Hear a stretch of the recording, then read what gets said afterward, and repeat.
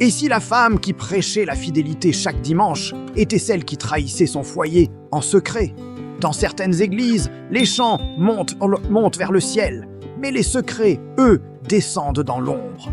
Bienvenue dans cette histoire africaine, une histoire vraie dans l'âme, mais fictive dans les noms, pour protéger ceux qui sont encore parmi nous. Dans la grande ville animée de Kawela, tout le monde connaissait le pasteur Samuel Ndiaye. C'était un homme charismatique, respecté, un de ces leaders invités par les autorités pour de grandes prières nationales et admiré par les foules. Son église, la citadelle des rachetés, ne désemplissait jamais. Imaginez, 3 cultes bondés chaque dimanche, des fidèles endimanchés, parés de leurs plus beaux vêtements, des discours puissants qui secouaient les consciences. Sa réputation était impeccable, un roc dans un monde en plein changement. Mais ce qui rendait le pasteur Samuel encore plus admiré, ce n'était pas seulement son ministère. C'était son épouse, Mariam Ndiaye. Belle, élégante, toujours posée, avec un sourire doux qui semblait apaiser les âmes les plus tourmentées. Mariam était le modèle absolu. Toutes les croyantes voulaient lui ressembler. Elle dirigeait avec grâce le groupe des femmes de l'église, prêtait sa voix angélique à la chorale et prenait souvent la parole lors des séminaires pour parler de mariage, de pureté et surtout de fidélité. Je l'entends encore dire « Mes signes et sœurs, le diable attaque d'abord les foyers solides. Il viendra avec l'argent, il viendra avec la flatterie, il viendra avec un jeune homme séduisant pour vous faire tomber. Mais résistez, soyez des piliers pour vos maris. » Et toute l'église répondait d'une seule voix « Amen ». Ah, personne ne doutait d'elle. Personne ne pouvait imaginer qu'une ombre se cachait derrière cette lumière. Personne, sauf celui qui voit même ce que les murs les plus épais dissimulent. L'histoire a basculé 6 mois plus tôt, de manière presque invisible. Un jeune homme venait de rejoindre la chorale. Il s'appelait Ismaël Koné. Il avait 23 ans, originaire d'un quartier pauvre de Kawela, là où l'espoir se fait rare. Mais Ismaël possédait un trésor, sa voix. Une voix d'une pureté rare, profonde, qui semblait venir du plus profond de son âme. Quand il chantait, un silence respectueux s'installait dans l'église. Même le pasteur Samuel s'arrêtait parfois, captivé par ce talent brut. Ismaël n'avait pas grand-chose dans la vie. Il venait d'une famille modeste, luttait pour joindre les 2 bouts. Mais à l'église, il existait. Sa voix lui donnait une place, une reconnaissance. Il était le jeune prodige de la chorale. Un dimanche, après un culte particulièrement émouvant, alors que les fidèles se dispersaient, Mariam l'appela discrètement à l'écart. Elle lui sourit de son sourire habituel. « Ismaël, ta voix est un don divin », lui dit-elle avec une douceur maternelle. Le jeune homme, intimidé, baissa les yeux. « Merci beaucoup, maman », répondit-il humblement, l'appelant « maman », comme le faisaient tous les jeunes de l'église en signe de respect. Elle continua. « J'aimerais t'aider à progresser. On pourrait faire des répétitions privées, juste toi et moi. Pour la gloire de Dieu, bien sûr. » Ismaël se sentit immensément honoré. La femme du pasteur en personne, l'icône de l'église, voulait le coacher. C'était une opportunité incroyable. Il accepta sans hésiter une seule seconde. Il ne savait pas encore que certaines portes, une fois ouvertes, ne se referment plus jamais. Les premières séances de géants se déroulèrent comme prévu, dans le bureau de Mariam à l'église. C'était professionnel, presque formel. Elle lui donnait des conseils techniques, des exercices vocaux. Ismaël sentait qu'il progressait. Il était reconnaissant. Puis un jour, à la fin d'une répétition, Mariam lui tendit une enveloppe blanche, épaisse. Ismaël la regarda, confus. « Qu'est-ce que c'est, maman ?» Elle le poussa gentiment à l'ouvrir. À l'intérieur, il y avait une somme d'argent considérable, plus que ce que son père gagnait en plusieurs mois. Ismaël se mit à trembler. Cet argent pouvait nourrir sa mère malade, payer les frais de scolarité de sa petite sœur, réparer le toit de leur maison qui fuyait à chaque saison des pluies. C'était la réponse à tant de prières silencieuses. Il voulut refuser, par principe, par fierté. Mais Mariam posa une main sur la sienne. Son regard était intense. « C'est une bénédiction, Ismaël. Une bénédiction de Dieu qui passe par moi. Ne la refuse pas. » Sa voix était un murmure, mais ses mots pesaient une tonne. Ce jour-là, en acceptant cette enveloppe, Ismaël fit son premier pas. vers un piège invisible, tissé de bonnes intentions et de désirs cachés. Le jeune homme pensait recevoir une aide divine. Il ne savait pas qu'il venait de signer un contrat dont il ne connaissait pas encore les clauses. L'histoire ne faisait que commencer. Restez avec nous pour découvrir la suite, car ce qui se passe dans l'ombre finit toujours par être révélé à la lumière. N'oubliez pas de vous abonner pour ne pas manquer la partie 2. Les cadeaux sont devenus réguliers. Un téléphone neuf par-ci, des vêtements de marque par-là. Chaque semaine, une enveloppe d'argent. Mariam appelait ça « aider un serviteur de Dieu ». Mais au fond, c'était un piège qui se refermait lentement. Un après-midi, alors qu'ils étaient l'un des seuls dans la grande maison, elle a verrouillé la porte à clé.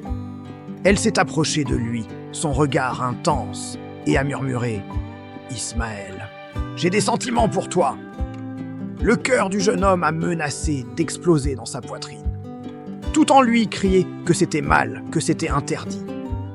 Mais la voix de la tentation, douce et persuasive, parlait bien plus fort que celle de sa conscience.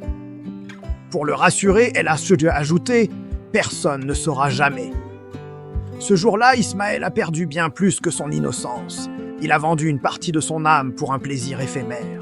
Pendant des mois, cette double vie a continué. En public à l'église, Mariam était l'image de la sainteté, prêchant la vertu et la fidélité. Mais en secret, elle trahissait son alliance sacrée, son mari et son Dieu. Le pasteur Samuel, lui, vivait dans une confiance aveugle. Il était si fier de son épouse qu'il se vantait d'elle devant les autres pasteurs et les fidèles. Il disait souvent « Dieu m'a vraiment béni. Il m'a donné une femme vertueuse, une véritable aide pour le ministère. » Chaque mot était un couteau dans le dos, mais il ne sentait rien.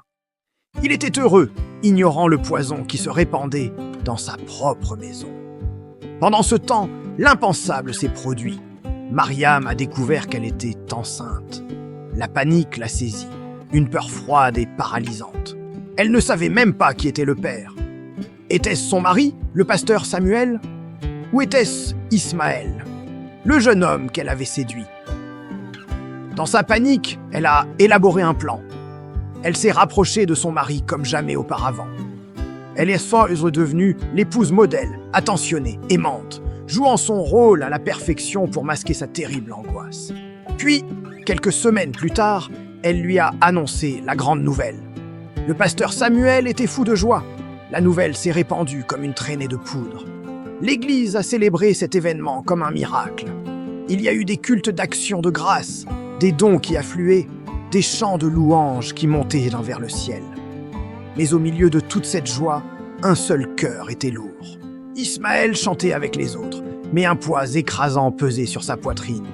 Il savait que cet enfant pourrait être le sien, le fruit d'une trahison qui allait bientôt éclater au grand jour.